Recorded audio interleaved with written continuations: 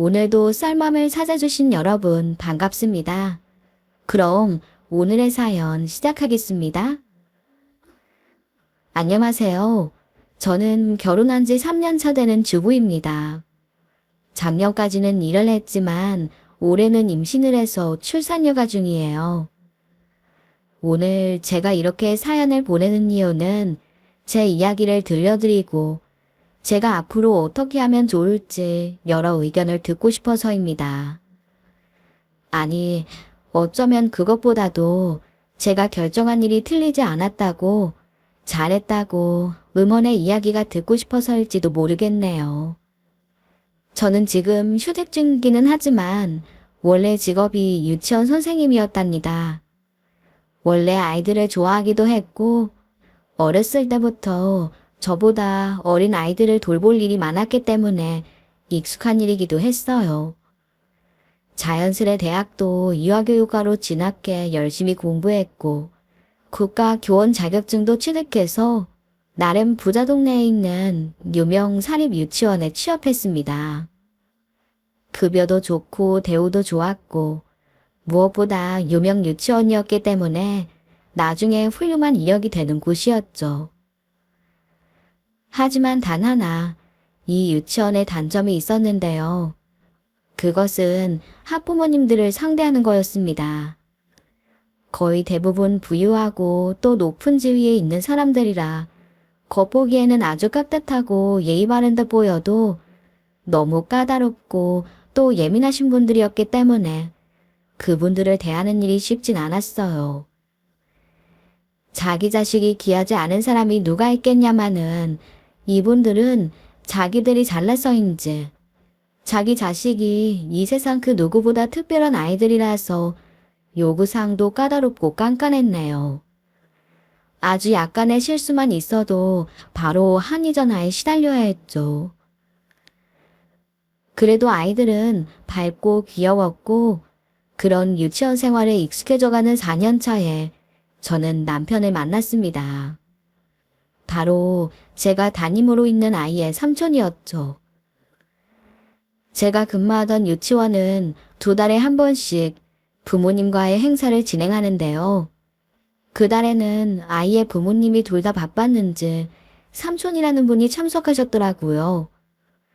그리고는 돌아가실 때쯤 아이 이야기로 물어볼 것이 있다며 제 연락처를 물어보았고 저는 개인 번호는 알려드릴 수 없다고 거절했습니다. 그런데 그 다음번 행사에도 또 그 다음번 행사에도 이 외삼촌이 오더라고요. 그리고 매번 제 연락처를 물어보았어요. 그러다 보니 저도 훤칠하고 듬직한 그 사람이 나빠 보이지 않아 못 이기는 척 연락처를 남기게 되었습니다. 그렇게 만남이 시작되었죠. 사실 제가 그 사람에게 연락처를 주는 걸 망설였던 이유는 교사 개인 번호를 알리지 않는다는 유치원의 원칙 외에도 그 아이의 부모 때문이기도 했어요. 아이의 부모님은 2분 다 의사셨는데 그중 어머니가 너무나도 까다롭고 극성맞기로 우리 유치원에서 둘째 가면 서러울 사람이었거든요. 오죽하면 산전수전 다 겪은 높은 연사 선생님들도 그 어머니 때문에 그 아이의 담임을 하고 싶어 하지 않을 정도였습니다. 그 어머니는 자신이 당직과 수술이 많은 의사라는 점을 내세워 유치원 담임에게 언제라도 연락이 가능한 번호를 받을 때까지 닥달을 해댔어요. 그렇게 번호를 얻어내면 낮이고 밤이고 새벽이고를 가리지 않고 따져 묻고 한 이야기를 반복한다고 했네요. 그마저도 바로바로 답이 오지 않으면 그 다음날 유치원 원장 선생님에게 항의와 고성이 오가는 건 기본이었죠. 정말 내가 자기가 데리고 있는 노순 인턴 학생이라도 되는 줄 아나 봐. 밤 11시에 문자 와서는 아이 물통에 왜 물이 많이 남았냐고 막 따져 묻더니 아이가 급식실에서 새로 물을 채운 거라고 했더니 왜 바로바로 답을 안 하냐고 화를 내. 내 참 어이가 없어서. 작년에 담임을 맡았던 선생님의 이런 넋도리를 듣고 저는 경악을 할 정도였어요. 그런데 제가 그런 아이의 담임을 오래 맡게 되면서 저도 그 어머니란 분에게 별별 일을 다 겪었죠. 애 밥은 얼마나 먹였냐. 집에 오자마자 간식을 찾는다고 하더라. 애가 오늘 기분이 안 좋아 보인다. 유치원에서 무슨 일이 있었냐. 애가 오늘 기침을 하던데 유치원 관리를 어떻게 하는 거냐. 내 아들이 감기에 걸리면 가만두지 않겠다 등등등. 정말 이게 정상이 맞나 싶을 정도의 연락을 해왔고 그 어머니는 그야말로 말로만 듣던 진상이었습니다. 하지만 저는 그래도 끝까지 제 개인 번호는 알리지 않았고 유치원 게시판을 통해서만 이야기를 주고받았는데요. 그 상황에서 그 아이의 삼촌이 연락처를 달라고 하는 요구가 처음에는 의심스럽고 불편했던 것이죠. 다행히 아이의 삼촌은 다정하고 착한 사람이었어요. 비록 의사 형부부와 비교를 당하는 것에 힘들어하긴 했지만 경기도 교외에 큰 카페를 운영하고 있었죠. 혼자 커피와 빵 만드는 법을 배우고 열심히 경험을 쌓아서 매장을 열었는데 그게 잘 되어서 분점도 하나 더 열었을 정도로 하고 싶은 일을 위해 열심히 노력하는 사람이었습니다. 서로를 알아간 지 1여 년 정도. 남편은 결혼을 빨리 하고 싶어 했고 우리 부모님도 남편의 됨됨이를 마음에 들어 하셔서 저희 쪽에서는 큰 문제가 없었습니다. 하지만 문제는 시댁의 반응이었어요. 의사 큰아들과 역시 의사인 큰며느리를 보다가 안 그래도 카페나 하는 작은 아들이 조금 성에 안 찼는데 둘째 며느리감으로 유치원 선생을 데려갔으니 부모님 마음에 들 턱이 없었을 겁니다. 하지만 가장 서러웠던 건 제가 담임으로 있던 아이의 어머님, 즉 제 미래의 손윗동서가 될 형님의 반응이었습니다. 아니 선생님, 아니지. 이봐요, 정말 기가 막혀서. 우리 아이 수업 참관하러 간 담당 학생 그 삼촌을 꼬시다니. 아니, 이게 말이나 되는 얘기예요. 유치원은 알고 있나요? 선생님이 이렇게 행실이 엉망이라는 사실을. 진짜 어이가 없네. 아무리 유치원 교사가 선생도 아니라지만 양심이 있어야지. 그래도 대학은 나왔을 거 아니야. 상식이 없나 상식이. 생각이 너무 웃단한 거 아니에요? 저는 처음으로 시댁에 인사를 드리러 간 날, 예비 형님이라는 사람에게서 저런 막말을 들어야만 했습니다. 시부모님도 아니고 남편과는 피 한 방울 섞이지 않은 사람에게서요. 아무리 조금 탐탁지 못한 점이 있다고 하더라도 시부모님도 듣는 자리에서 저런 막말을 내뱉는데 저는 대꾸도 하지 못하고 고개를 푹 숙이고 듣고만 있었습니다. 누군가 말려주기를 기대하면서요. 하지만 시부모님은 더하면 더했지 못한 인간들이 아니었어요. 그러니까 당장 유치원에 전화해서 자르라고 하던지 해야지. 애들 보면서 누가 잘 사나, 누구 삼촌 하나 꼬실 사람 없나 눈이 벌게져가지고는. 유치원 선생, 그것도 직업이랍시고. 제가 마음에 안 들었으면 안 된 거지. 고생하는 동료 선생님들과 유치원까지 싸잡아 욕하는 말을 듣고 나니 그날 얼마나 서러웠는지 모릅니다. 그리고 얼마나 이 결혼을 망설였는지도요. 하지만 그럴 때마다 남편이 제 편을 들어주고 저 아니면 안 된다고 매달려 겨우겨우 결혼을 하게 되었어요. 저 역시도 당신 남편을 진심으로 깊이 사랑하고 있었기 때문에 시댁의 폐악질을 보면서도 이 사람과 헤어질 수 없다는 마음이 더 컸던 것이 사실이었습니다. 결혼식 날 저를 키워주셨던 부모님, 특히 어머니가 많이 울었어요. 제가 자세하게 다 이야기하진 않았지만 부모님은 이미 어느 정도 눈치는 채고 계셨거든요. 꼭 이 결혼해야겠냐고 저를 많이 걱정하셨습니다. 하지만 서로를 진심으로 사랑하는 저희들의 마음을 알고 있었기 때문에 허락할 수밖에 없었죠. 제 결혼식에는 당연하게도 여러 동료 선생님들과 원장 선생님도 참석해 저희의 안날을 축하해 주셨어요. 물론 기쁘고 좋은 날이었지만 저를 몹시 아껴주시던 원장 선생님은 저를 걱정하시더군요. 내가 이 선생 너무 아끼는데 힘들고 어려운 일 있으면 언제든지 나한테 얘기해줘요. 알았지? 너무 예쁜 모습 보니까 좋으면서도 내가 마음이 슬프기도 하네. 이 선생은 잘 살 테니까 제발 힘든 일은 혼자 담아두지 말고, 응? 옛날처럼 참고 사는 게 정답은 아니니까 주변 사람들한테 얘기해요. 알겠지? 원장 선생님은 신부대기실에서 제 손을 꼭 잡고는 몇 번이나 당부를 하셨습니다. 나중에 알았지만 저희가 사귄다는 얘기를 듣고 그 형님이 유치원에 전화를 해서 저를 당장 해고하라고 난리를 쳤다고 하더군요. 그런 음탕하고 행실이 나쁜 선생이 어떻게 아이를 가르칠 수 있냐고 말이죠. 심지어 다른 학부모들에게 연락을 해 나쁜 소문을 퍼뜨리는 걸 원장님이 일일이 다 해명을 했다는 말을 나중에 듣고서 얼마나 울었는지 모릅니다. 그나마 다행인 건 다른 학부모님들은 저를 좋게 봐주시고 있던 터라 형님이 아무리 험담을 해대고 다녀도 그 말을 믿는 사람은 별로 없었다는 사실이었죠. 그렇게 저희의 결혼 생활이 시작되었습니다. 결혼 초부터 남편이 저를 써안고 시댁으로부터 보호했기 때문에 생각보다 큰일은 일어나지 않았어요. 남편은 자신이 같이 갈 수 없으면 시댁에 절대 혼자 가지 못하게 했고 시어머니나 시아버지에게도 저에게 따로 전화를 하지 못하게 했습니다. 그래도 전화를 한 날이면 곧바로 시댁에 가서 작은 아들 없는 셈 칠 테냐, 아들 이혼하는 꼴 보고 싶냐 난리를 쳐댔죠.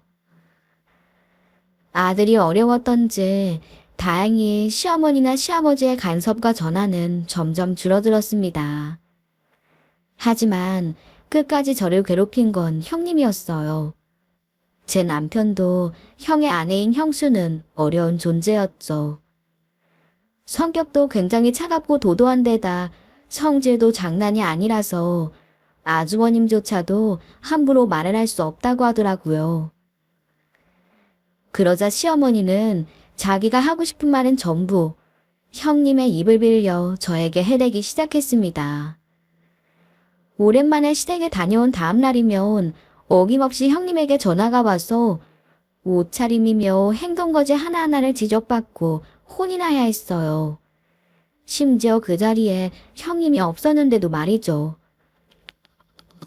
어머니가 그러시는데 동서 어제 집에 다녀갔다며.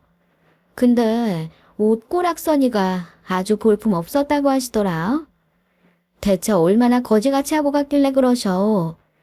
아무리 상류층이 어떻게 사는지 몰라도 품위는 좀 갖춰야지. 어머님 아버님 보기에 부끄럽지도 않아. 형님, 무슨 말씀을 그렇게 하세요. 거지 같다뇨. 어머니가 대체 뭐 때문에 그러시는 거예요? 제가 또 뭐 실수했나요? 어른이 이야기하면 얼른 죄송하다고 할 것이지. 하여튼 동서는 보면 품이며 고양이며 하나도 갖춘 게 없어. 뭐긴 뭐야. 엄청 상스러웠겠지.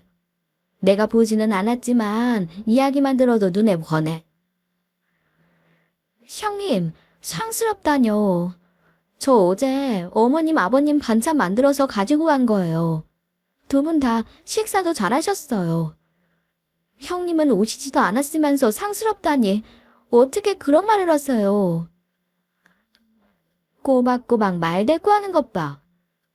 됐어. 너랑 이야기하다 보니 나까지 천박해지는 것 같네. 하긴 반찬이나 만들어가고 그런 시중이라도 들어야 동서 수준에 맞긴 하겠다. 암튼 교양 있게 잘 살아. 시부모님이랑 우리 부부 얼굴에 먹칠하지 말고. 이런 통화를 하고 난 뒤면 저는 힘이 쭉 빠지고 존재감이 나락으로 떨어지는 것만 같았습니다. 아무리 듣고 잊으려 해도 잊혀지지가 않았어요. 말 한마디 한마디가 퍼렇게 날이 선 칼이 되어 제 마음에 하나하나 꽂혔네요. 형님을 말릴 수 있는 사람은 아무도 없었어요. 제가 견디다 못해 남편에게 하소연을 하면 남편이 시어머니에게 전화를 해서 화를 냈지만 그 화살은 다시 형님을 통해 저에게 돌아왔습니다. 부잣집 외동딸로 자라 아무것도 부러울 것 없이 곱게만 자란 형님은 세상 무서울 것도 두려울 것도 없는 사람이었죠. 의대 시절 만나 결혼한 형님 부부는 형님 친정에서 돈을 대 병원을 열었기 때문에 온 시댁 식구들이 형님의 말이라면 다 설설 기었습니다. 그리고 저는 시부모님에게도 형님에게도 눈의 가시와도 같은 존재가 되어갔던 것입니다. 형님의 전화를 피해보려고도 했습니다. 하지만 형님은 과거 유치원 최고 진상이었던 때처럼 전화를 받지 않으면 제가 받을 때까지 10통이고 20통이고 전화를 해댔어요. 제가 그 전화를 견디다 못해 받으면 더한 막말과 모욕이 돌아왔습니다. 문자도 마찬가지였습니다. 형님의 문자에는 10분 이내에 바로 답을 하지 않으면 곧 분노가 폭발하는 막말이 돌아왔죠. 야, 내가 문자한 지가 언제인데 지금 연락해. 정신이 있어 없어? 아, 네가 이제 아예 눈에 보이는 게 없지? 너 이혼이라도 하겠다는 거야. 그래, 이혼해. 너 이렇게 싸가지 없는 거 도련님 모르지? 내가 너 꼭 이혼시킬 거야. 싸가지 없는 년. 그 당시 저를 구박하는 시어머니보다 제가 뭘 하든 차가운 눈으로 노려보는 시아버지보다도 형님의 존재가 저에게는 훨씬 더 두렵고 무서웠습니다. 그리고 너무나도 싫었죠. 그런 마음을 가졌던 적도 있습니다. 그래, 내 아이를 가르쳤던 선생이 갑자기 동서가 되면 싫을 수도 있겠다. 그러니 잘해야지. 자존심이 강한 사람이니 그럴 거야. 하지만 내가 진심을 다하면 언젠가는 알아주는 날이 올 거야. 그렇게 말이죠. 하지만 사람 고쳐 쓰는 거 아니라고 했던가요? 이런 저의 생각이 완전히 틀렸다는 것을 어느 한 사건으로 인해 깨닫게 되는 계기가 생겼습니다. 그날은 추석이었어요. 아무리 시댁과의 접촉을 줄인다고 하더라도 명절은 도저히 빠질 수가 없었죠. 요즘은 명절을 나누어서 한 번은 친정을 먼저 가기도 한다지만 저로서는 꿈도 꾸지 못할 일이었습니다. 그리고 그때는 코로나가 기승을 부리고 있던 때였네요. 코로나 때문에 남편이 하는 카페도 힘들어서 시댁의 도움을 한번 받은 터라 우리 부부는 이래저래 눈치를 보며 지내고 있었습니다. 시댁은 늘 시부모님 집에 모여서 제사를 지냈는데 하필 시어머니가 추석 3일 전에 코로나 판정을 받고 격리시설로 가시게 되었어요. 시아버지는 다행히 낚시를 다녀오셔서 음성을 받았고요. 시어머니는 격리시설로 가시면서 저를 집으로 호출해 놓으셨습니다. 그 기간 동안 시아버지 식사를 챙기고 살림을 하고 추석 차례도 지내라고 하시면서요. 힘들긴 했지만 저는 말없이 따랐습니다. 시어머니도 아파서 힘드실 때 저라도 도움이 되면 마음이 누그러지지 않으실까 하는 생각이었죠. 그래서 처음으로 남편 없이 시댁으로 가 며칠 동안 시아버지 시중을 들면서 혼자 있었어요. 하지만 시아버지는 여전히 저를 벌레 보듯 했습니다. 제가 밥상을 차리거나 청소를 해도 전부 마음에 들지 않아 하셨네요. 혼자 눈물을 삼키며 제사 음식 준비를 하는데 격리시설에 들어가 계시던 시어머니는 30분마다 한 번씩 화상전화를 걸어 제가 잘하고 있는지 실수한 것은 없는지 전부 감시하고 잔소리를 하는 통에 노이로제가 걸릴 지경이었죠.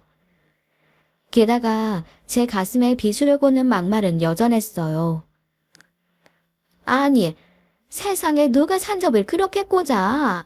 너는 기본적인 것도 모르니? 니네 부모님이 그것도 안 가르쳐 주시디? 아, 저희 집에서는 조금 다른 모양으로 했어요. 죄송해요. 집집마다 다 다를 텐데 미리 여쭤봐야 했는데 얼른 다시 하겠습니다. 원래 배운 집은 다 우리처럼 해. 너네 부모님이 잘못하시는 거겠지. 하긴 뭐 너 같은 입양아에게 제대로 뭘 가르치기나 하셨겠니? 어머니, 제가 잘못한 건 잘못한 건데 저희 부모님은 뭐라고 하지 마세요. 저 키워주신 죄로 그런 이야기 들으실 분들 아니세요. 제 잘못이니 제가 얼른 다시 할게요. 저는 눈물을 꼭 참고 이야기했습니다. 네, 저는 입양아입니다. 그래도 지금은 인식이 많이 도와졌지만 제가 어렸을 때만 해도 입양이 흔하지 않던 시절이었고 또 입양아라고 하면 굉장히 안 좋게 보는 시선이 많았어요. 저는 7살 정도에 입양이 되었기 때문에 제가 입양되었다는 사실을 아는 채로 자랐습니다. 하지만 살면서 단 한 번도 우리 부모님이 내 친부모가 아니라 슬프다는 생각을 해본 적도 마음고생을 해본 적도 없었습니다.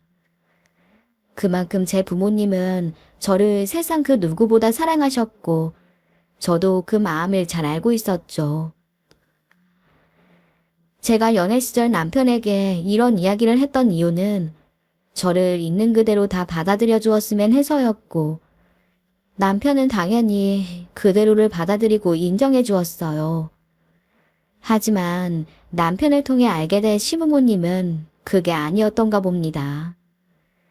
제가 실수를 하거나 마음에 들지 않을 때마다 입양되었으니 너는 입양아이니 모자란다는 말을 입에 올렸죠. 나 하나 미움받고 욕하는 건 괜찮았지만 저희 부모님까지 같이 욕되게 할까봐 저는 늘 상처받고 마음을 졸였네요. 아이고, 그래도 너 키워준 사람들이라고 편드니. 그러면 이 시애미 말을 무시해도 되는 거니? 하여튼 이러니 근본 없단 얘기가 나오는 거야. 니네 부모만 부모고 네 남편을 직접 낳아서 키운 나는 부모가 아니더냐. 넌 어떻게 그래 하나도 마음에 드는 구석이 없니? 큰애랑 어쩜 이렇게 피부가 돼? 근본 없이 태어나서 별볼일 없는 집에서 컸으면서 끝까지 자존심은. 아우 됐다. 전화 끊자. 제사를 하던 말던 나는 모르겠다. 시어머니는 이 말만 남기고 전화를 끊었습니다. 잠시 뒤에 시어머니의 전화를 받은 시아버지가 녹이 등등하셔서 부엌으로 와 고함을 지르셨죠. 뭐? 제사를 안 지내? 너 아무리 근본 없는 애라도 그렇지. 어떻게 며느리가 제사 준비도 못해서 이 난리야? 대체 너네 집안은 상놈이냐? 제사 지내는 것도 몰라? 아니에요. 제가 조금 부족해서 그래요. 얼른 잘 준비해서 어머님께 다시 말씀드릴게요.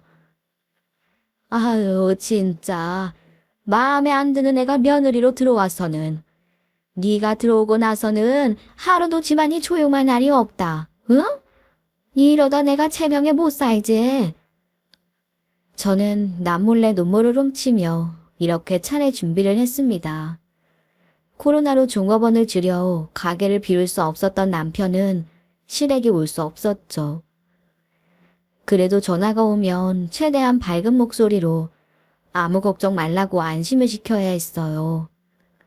이 상황에서 더 상황을 악화시켜봤자 그 화살이 제게 돌아올 것이 뻔했거든요. 추석 당일 아침, 제가 이틀 동안 거의 잠도 못 자고 준비한 음식으로 차례상이 차려졌습니다. 그날은 남편도 일찍 시댁에 왔고 남편 형도 들렀죠.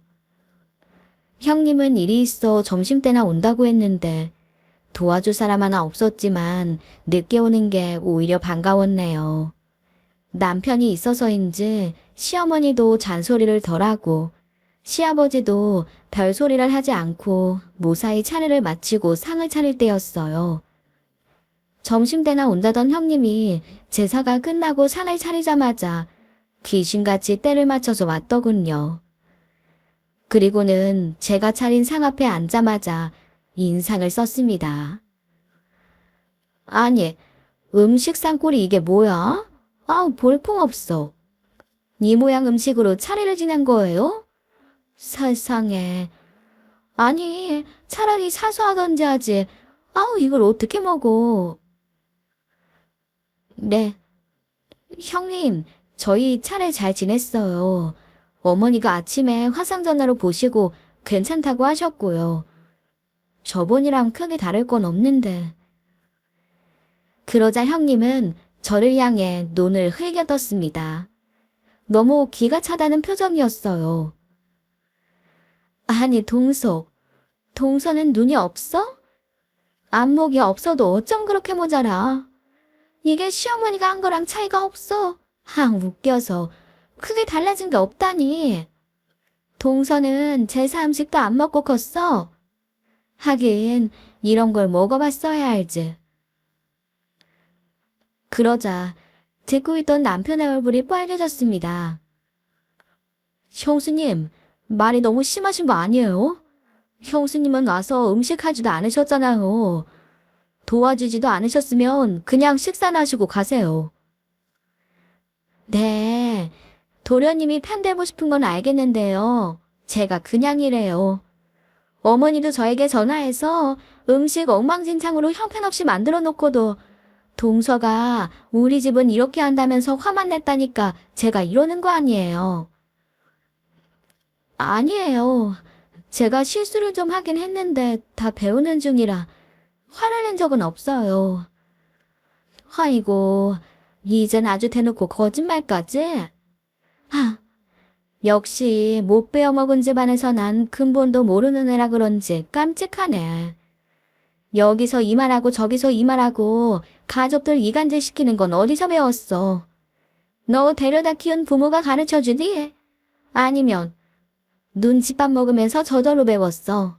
하긴 근본이 그러니 얼굴도 모르는 니네 친부모 피해서 나오는 것일지도 모르겠네. 그러자 듣고 있던 남편이 고함쳤습니다. 형수님, 말 좀 가려서 하세요. 지금 뭐 하시는 거예요? 어머, 지금 저한테 고함 지르신 거예요. 대단하네요, 대단해. 어떻게 그런 살 맞길래 그러지? 참네. 그래요. 시어머니에게 따박따박 말대꾸하고 음식도 이따위로 대충 해놓고 이러고 눈만 내리깔고 있으면 도련님이 나서서 편들어주니 동서가 저러나 보네요. 더럽네 부러워. 형수님, 그 말이 아니잖아요. 그 말이 아니면 뭔데요? 도련님도 정신 차려요. 저렇게 막대 먹고 어디서 저 굴러먹다 온지도 모르는 애한테 홀려서 식구들 외면하다가 후회해요. 아시겠어요? 진짜 듣자 하니까. 그때 형수님 옆에 서 있던 아주버님이 나서더니 갑자기 팔을 치켜들어 제 남편의 뺨을 내리치더군요. 지켜보던 시아버지가 놀라 일어서고 그 장면을 보고 있던 저는 정신이 아찔해지는 것 같았습니다. 이 새끼가 지금 어디서 형수에게 언성을 높여 언성을. 왜? 우리가 틀린 말했어? 근본 없는 것이랑 같이 살더니 왜 너도 똑같이 근본 없는 놈이 됐냐? 이게 위아래도 모르고. 저는 주먹을 꼭 쥐었습니다.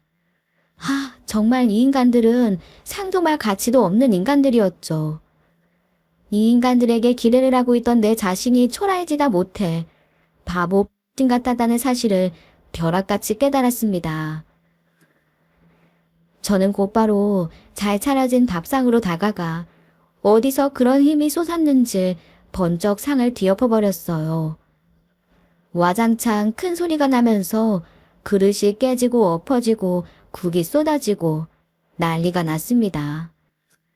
전부 깜짝 놀라 제 쪽을 돌아봤죠. 근본하는데 당신들은 뭐 얼마나 근본이 있으세요? 그렇게 뼈대기 보 근본이 있어서 며느리 불러다 일 시키면서 온갖 트집 다 잡고 인간적으로 모욕하고 욕하고 그게 당신들이 말하는 근본이야. 진짜 듣다 별 거지 같은 이야기를 다 듣네. 형님도 그렇게 교양하면서 손가락 하나 까딱 안 하고 기어들어와 남이 차린 밥상 하나하나 지적하는 게 교양이에요? 우리 유치원 애들도 당신보다 교양 있어. 애보다 못한 게 어디서 나대. 저 교양 없고 근본 없이 천한 게 이제 본색을 드러내는구나. 저는 부들부들 떨면서 사람들 앞에서 악을 썼습니다. 그래, 좋아. 나는 교양도 없고 근본도 없는 년이니까 그런 게 뭔지 내가 확실하게 보여줄게. 니들은 나같이 근본 없는 년이 만든 밥은 먹지 마. 더러워서 어디 먹겠니? 그리고 교양 없으니까 나라는 연 끊자. 나도 천박한 니들이랑은 인연 끊고 살래. 저는 제가 며칠 동안 담수어 만들었던 차례 음식을 전부 뒤엎어 쓰레기통에 쳐놓고 시아버지를 위해 만들어 두었던 반찬도 전부 꺼내어 싱크대에 다 부어버렸습니다. 아주버님과 형님 시아버지는 뭐 하는 짓이냐며 고함을 지르며 말리려 했지만 제가 그들을 향해 김치통을 부어버리자 다가오지 못하더군요. 남편은 제 행동에 멈칫하더니 제가 음식을 다 쏟아버리자 알겠다는 듯 저를 도왔어요. 차곡차곡 만든 음식을 전부 쓰레기통에 쳐박고 제가 채워두었던 냉장고도 싹 비워서 전부 버리는데 합세했네요. 우리를 지켜보던 시아버지는 자리에 털썩 주저앉았습니다. 야, 너 이 자식! 너 이제 오늘부로 내 아들 아니야. 내 아들 아니니까 내가 빌려준 돈이나 당장 내놔. 알았어? 내가 당장 너 호적에서 파버릴 테니까 그렇게 알아. 하지만 남편은 눈 하나 깜짝하지 않았습니다. 돈? 지금 돈이라고 하셨어요. 내가 미쳤지. 형은 의대 간다고 과외비부터 등록금까지 다 대주고 아빠 나 대학 갈 때 뭐 해줬어? 첫 학기 등록금 그게 다잖아. 돈? 나 결혼할 때도 한 푼도 안 받았어. 근데 이번에 힘들어서 500 빌린 거 그것 때문에 설설 기었는데 아니 안 갚을 거야. 안 갚을 거니까 2년은 끊던지 말던지 마음대로 하세요. 우리는 이 말만 남기고 그 집을 나왔습니다. 제 몸은 온통 음식 기름내가 가득하고 김치 국물이 튀어서 엉망이었죠.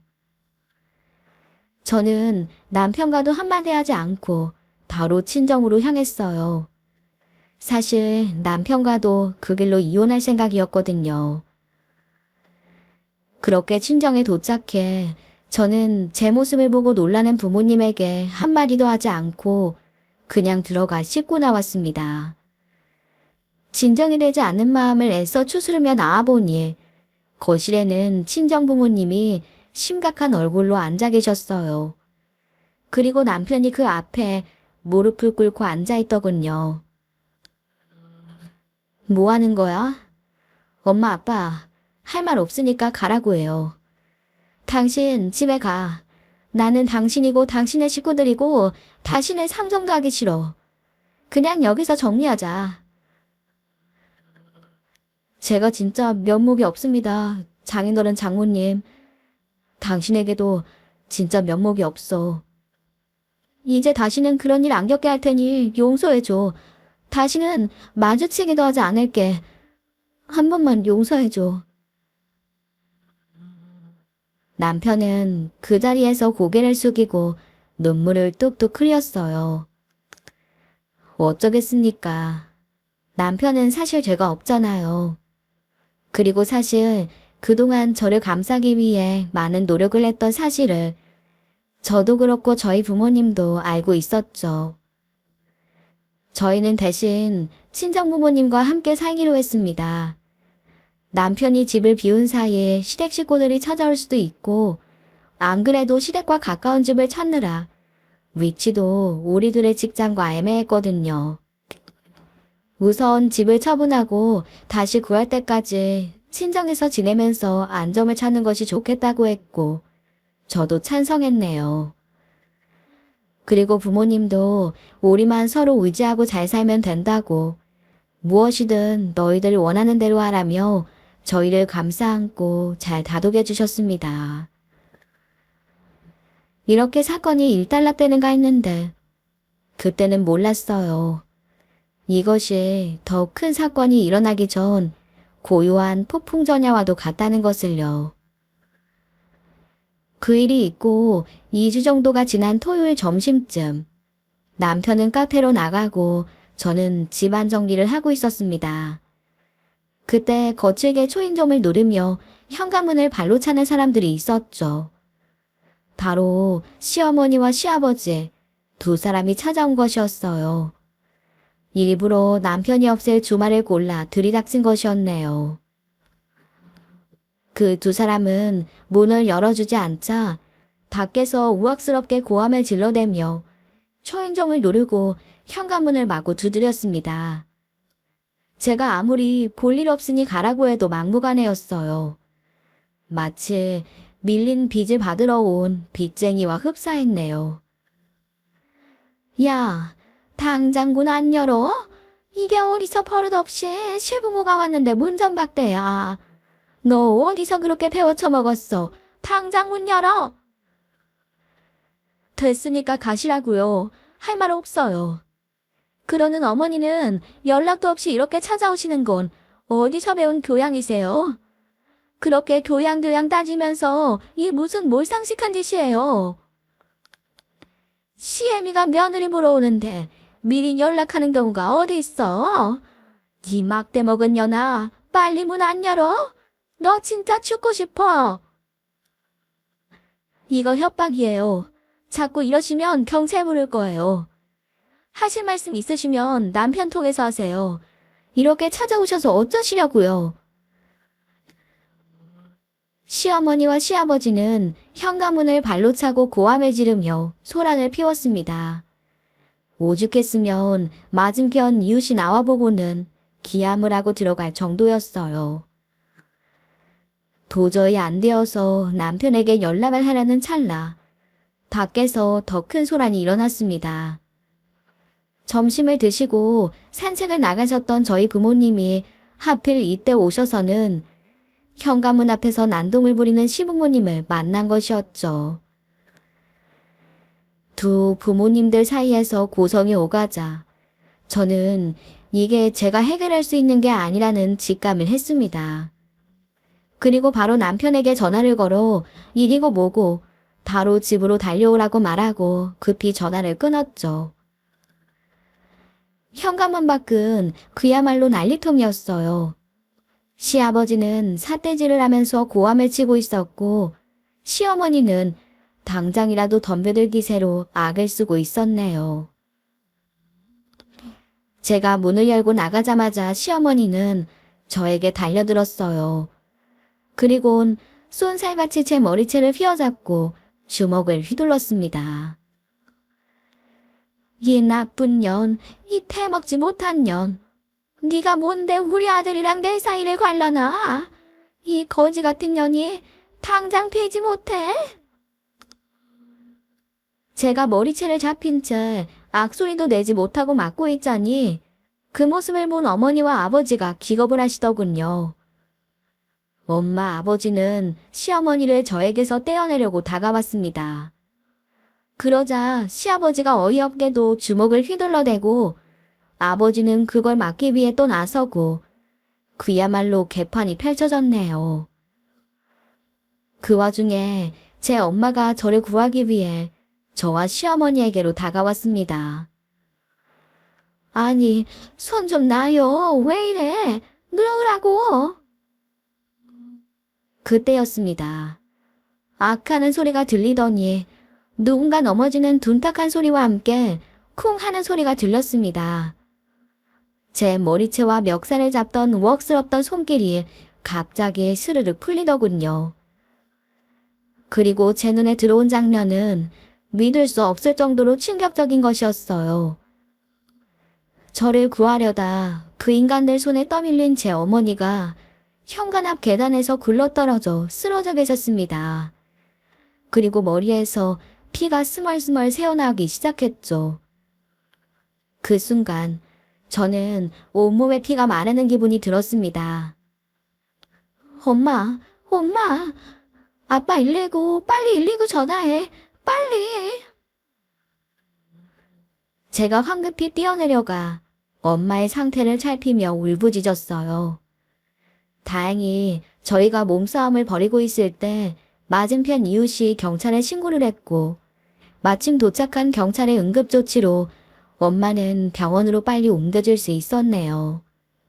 그리고 곧바로 응급수술에 들어갔습니다. 넘어질 때 머리를 심하게 부딪혀 뇌출혈이 있었고 경과는 수술을 지켜봐야 한다고 하더군요. 최악의 경우는 마비가 올 수 있다는 소리에 차가운 병원 바닥에 무너져서 얼마나 울었는지 모릅니다. 나 때문에 내가 잘못된 선택을 해서 내가 결혼을 잘못해서 이런 결과가 왔다는 생각에 정신을 차릴 수 없었어요. 하지만 더 치가 떨렸던 일은 따로 있었어요. 엄마가 쓰러져 있는 그 순간 경찰이 달려오고 구급차를 부르고 난리가 난 그 와중에 시부모란 인간들은 한마디 말도 없이 슬금슬금 사라졌다는 것이죠. 길 가다가도 쓰러진 사람이 있으면 도와주는 것이 사람인데 그들은 정말 금수만도 못한 것들이었습니다. 남편이 급히 달려오고 저는 죄 없는 남편을 향해 압을 썼습니다. 나 니들 부모 용서 안 해. 용서 안 할 거야. 다 콩밥먹일 거야. 너랑도 이제 끝이야. 우리 엄마 잘못되면 다 죽이고 나도 죽을 거야. 너도 꺼져.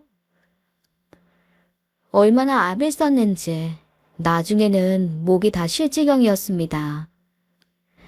남편은 묵묵히 저의 발악을 다 받아주고 조용히 안아주었어요. 아버지도 말없이 저의 등만 쓸어주셨죠. 그렇게 3명이 부둥켜 안고 초조하게 수술실 앞에서 발을 구르고 있는데 제가 가장 보고 싶어 하지 않는 인간이 나타났습니다. 바로 형님이라는 인간이었죠. 사람이 쓰러지고 구급차가 오자 겁이 났던지 시어머니라는 인간이 형님을 보낸 것입니다. 그 인간은 아무리 그래도 수술 중인 가족 앞에서 걱정되는 기색은 하나도 없이 몹시 짜증난다는 표정으로 우리 앞에 나타났어요. 그래도 빨리 옮겼으니 뭐 죽지는 않겠네. 단순 뇌출혈이라며 그걸로 안 죽어. 높은 데서 떨어진 것도 아니라며. 뭐요? 지금 말 다 했어요? 지금 수술 중인 거 안 보여요. 아, 수술이라고 하면 엄청 큰일이라도 나는 줄 아나 본데 별거 아니야. 죽을 병도 아닌데. 하긴 니들이 뭘 알겠니. 아무리 심각해봤자 반신불수 되는 게 단데 죽는 것도 아니잖아. 아버지가 그 자리에서 푹 주저앉으셨습니다. 남편은 주먹을 부들부들 떨면서 그 여자를 노려보았죠. 이러다 한 대 칠 것 같은 남편을 자리에 앉히고 제가 말을 이었어요. 여긴 왜 왔어요? 당신이 우리 엄마 담당 의사도 아니잖아. 수술 중인데 그런 재수없는 소리 할 거면 빨리 꺼져. 아, 이제 아예 막 나가는구나. 별거 아닌 걸로 유난 떨지 말라고 하려고 왔어. 내가 의사인데 너보다는 더 잘 알지 않겠어? 이런 거 가지고 고소를 한다던가 할 생각 하지도 말라고. 그러다가 오히려 니들이 신세 망칠 수 있으니까. 결국 목적이 그거였습니다. 저는 아예 끝장을 내야겠다는 생각이 들었습니다. 도저히 용서를 할 수 없었어요. 의사라는 인간이 저런 말을 아무렇지도 않게 하다니. 저는 악을 쓰며 그 여자에게 달려들었습니다. 신세를 망쳐? 그래요. 우리 오늘 다 같이 신세 한번 망쳐보죠. 의사라는 인간이 말을 그따구로밖에 못해요. 저는 그 여자의 멱살을 잡고 머리채를 움켜잡았어요. 그러자 그 여자도 가만히 있지는 않더군요. 동시에 제 가슴팍을 움켜쥐고 머리채를 부여잡고 병원 직원들이 달려오고 아버지와 남편이 달려들어 우리를 간신히 떼어냈습니다. 남편은 형님을 거칠게 밀어냈죠. 빨리 가요. 다시는 보고 싶지 않으니까. 그리고 전에요. 둘째 아들은 없는 셈 치라고. 이 일의 대가는 꼭 치르게 될 테니 아무리 이래도 소용없을 거예요. 그런데 그 형님이라는 인간이 이상했어요. 그 자리에서 굳어버린 듯 무언가를 손에 들고 뚫어지게 쳐다보고 있었습니다. 남편이 화를 내며 어깨를 밀어내도 꿈쩍하지 않더군요. 저는 그 여자가 손에 들고 있는 것이 무엇인지 알아볼 수 있었습니다. 제 유치원 출입증이었어요. 아까 집 정리를 하면서 예전 출입증을 치우려고 들었다가 정신이 없어서 무심결에 바지 주머니에 넣었던 모양이에요. 그런데 몸싸움을 벌이다가 바지 주머니가 뜯어져 바닥에 떨어지고 발로 밟혀 플라스틱 케이스가 깨져 있었습니다. 그 여자는 그 깨진 플라스틱을 들고 그것을 쳐다보며 보들보들 떨고 있었던 거예요. 저는 그 여자의 손에서 제 출입증을 낚아챘어요. 그 출입증은 지금은 쓰지 않는 것인데 제가 첫 입사를 하면서 기념으로 간직하고 있던 거거든요. 그리고 그 안에는 저의 아픔도 같이 들어 있습니다. 바로 제가 입양되기 전 보육원에서 찍은 사진 말이에요. 6살 정도 되는 제가 저보다 서너 살 더 먹은 언니와 나란히 앉아 찍은 사진이죠. 사진 속에 저는 아무것도 모른 채로 앉아 토끼 인형을 안고 해맑게 웃고 있습니다. 하지만 제 옆에서 저와 똑같은 토끼 인형을 안고 있는 언니는 조금 우울한 얼굴을 하고 있습니다. 그 옆에 있는 사람은 저희 친언니라고 했어요. 저는 4살 때, 저희 언니는 8살 때 보육원에 들어와 언니가 저를 너무나도 알뜰살뜰하게 돌봤다고 했죠. 하지만 어느 날 저를 남겨두고 언니만 입양이 되었고 그렇게 우리는 헤어졌답니다. 언니에 대한 기억이 없었기 때문에 슬프지는 않았지만 그래도 가끔 그 사진을 보면 언니는 어디에서 살고 있을까, 나중에는 만날 수 있지 않을까 하는 생각을 해보는 했어요. 그런 소중한 사진을 그 여자가 만졌다는 사실이 너무 불쾌해 저는 그 사진을 바로 빼앗았네요. 이야기 끝났으면 빨리 꺼져요. 여기까지 경찰 부르게 하지 말고. 우리는 더 할 말 없어요. 그런데 그때 형님이 손을 부들부들 떨더니 갑자기 눈물을 흘렸습니다. 이 사진... 너 누구야? 네가 왜 이 사진을... 정훈이? 정훈아, 내가 얼마나 찾았는데. 무슨 소리예요? 미쳤어요.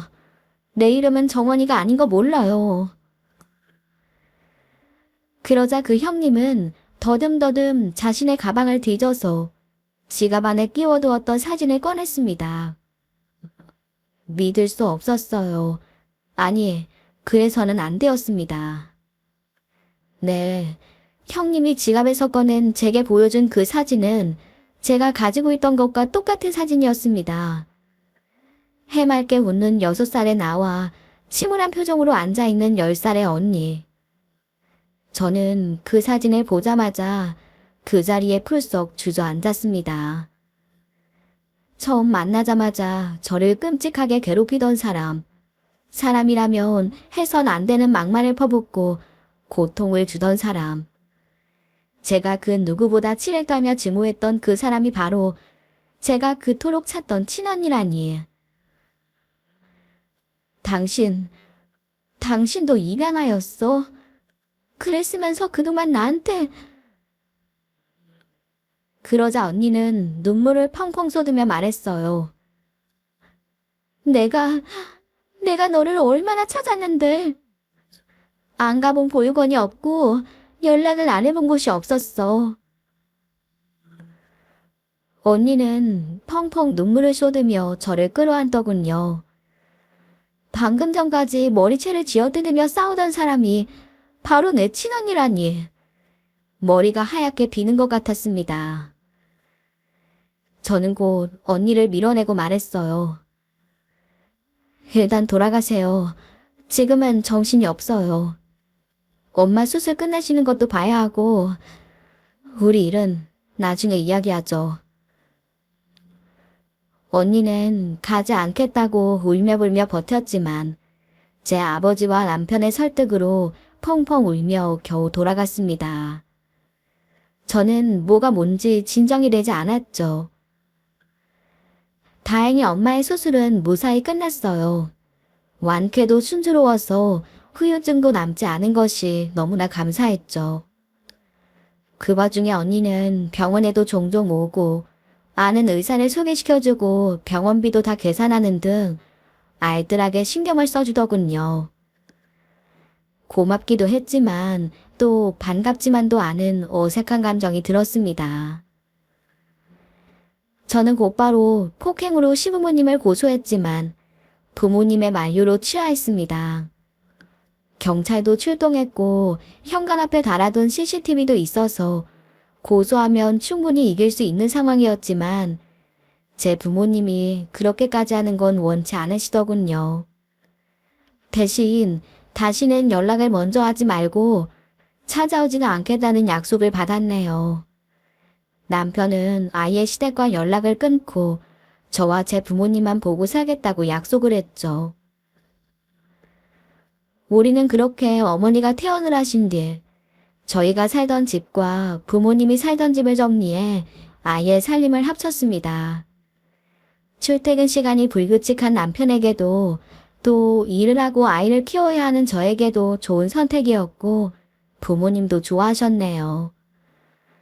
무엇보다 엄마의 수술과 입원으로 부모님과 함께할 날이 얼마 남지 않았을지도 모른다는 불안감이 저를 부모님과 함께 살도록 한 것도 같아요.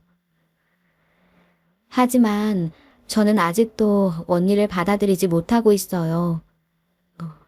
언니는 갑자기 죽은 딸을 대신해 입양이 된 집에서 굉장히 힘들게 살았다고 했습니다. 경제적으로는 부유했지만 늘 죽은 딸과 비교를 당하고 조금이라도 양부모의 기준에 차지 않으면 가혹한 말과 비난을 들으며 컸다고 하더군요. 그 양부모가 너무나 잔인했던 것이 저를 빌미로 협박을 했답니다. 언니에게 말을 잘 듣고 공부를 잘하면 네 동생을 데려오고 그렇지 않으면 데려오지 않을 것이라 했다고 하더군요. 언니는 시키는 대로 다 하고 공부를 열심히 했지만 소용이 없었고요. 어쩌면 그랬던 것이 언니를 그렇게 만들었을 수도 있습니다. 언니는 저에게 용서를 구했어요. 같은 입양아인데도 너무나 사랑받고 자라 행복한 제 모습을 보니 질투가 나고 화가 나서 미웠다고.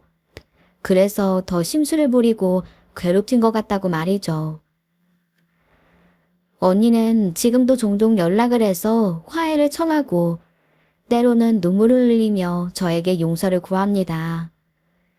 마음이 약한 제 엄마는 사람이란 실수를 하기도 하는 거라며 그래도 혈육인데 품고 가는 것이 어떠냐고 옆에서 항상 덧붙여 주세요. 하지만 아직 제 마음이 열리지는 않고 있네요. 그럴 수 있다 생각하려고 해도 저에게 했던 말들, 했던 행동들이 떠올라 화가 나고 도저히 점을 붙일 수 없을 것 같아요. 아무리 혈육이 중요하다고 하지만 제 부모님은 저를 혈육이 아니었어도 큰 사랑으로 품어주셨고 시부모님은 제 남편을 친자식임에도 냉정하게 키웠죠.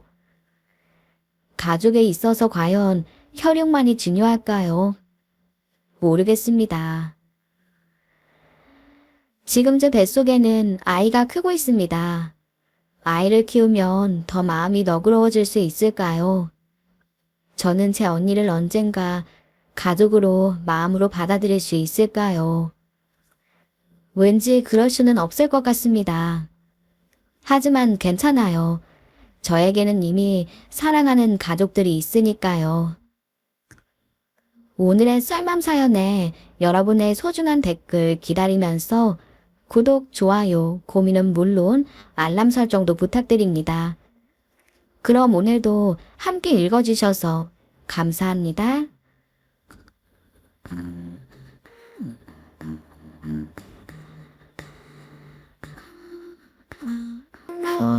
나